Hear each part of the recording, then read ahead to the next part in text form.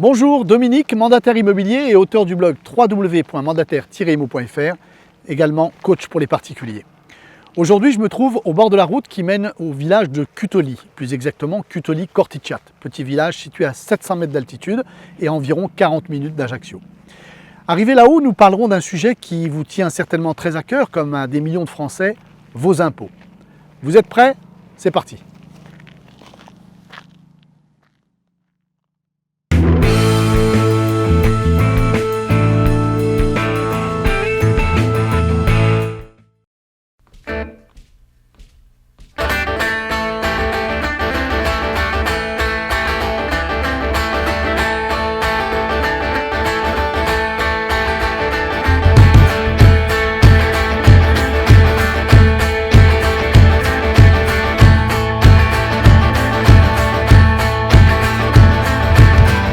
Nous voilà arrivés au village. D'ici on domine toute la vallée comme vous le voyez. Il fait un temps magnifique.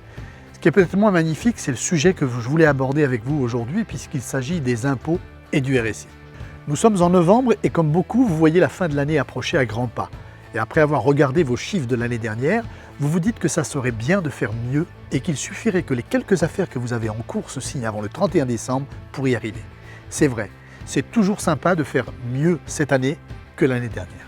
Coup de fil aux acquéreurs pour savoir où en sont leurs dossiers de financement et pour leur demander de secouer leur banquier. Coup de fil au notaire pour connaître l'avancement des dossiers en cours. Vous allez remuer ciel et terre et tenter de transformer l'ensemble de vos compromis en actes authentiques avant le 31 décembre. Alors certes, c'est sûr, à Noël, on aime bien offrir et se faire des cadeaux. Mais attention, s'il y en a deux qui ne vous feront pas de cadeaux, c'est bien le RSI et les impôts.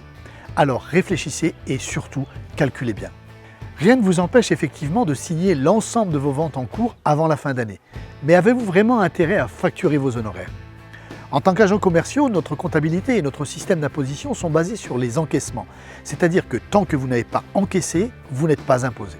Je vous conseille donc de bien calculer ou de demander à votre comptable de contrôler si vous en avez un.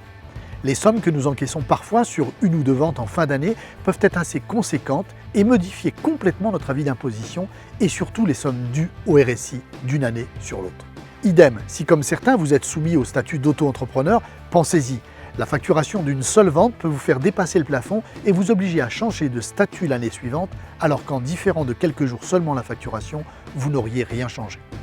En conclusion, repousser de quelques semaines ou de quelques jours seulement l'établissement d'une facture pourrait vous éviter bien des désagréments. Et puis, si ça vous démange tant, rien ne vous empêche d'établir vos factures le 15 décembre, de les dater du 1er janvier 2016 pour les poster le 2 janvier. Voilà, cette courte vidéo est maintenant terminée. Je vous rappelle que vous pouvez vous inscrire pour recevoir en avant-première les vidéos qui sortiront bientôt sur le programme de l'atelier prise de mandat et sur les fonctionnalités de Mailerbox. Cliquez sur le lien qui s'affiche ici en haut à droite si vous êtes sur YouTube et dans la zone statut au-dessous de la vidéo si vous êtes sur Facebook. Je vous souhaite à tous une très bonne semaine. Comme d'habitude, si vous avez aimé cette vidéo, cliquez sur j'aime et partagez-la. À la semaine prochaine. Quant à moi, il ne me reste plus qu'à trouver cette maison de village.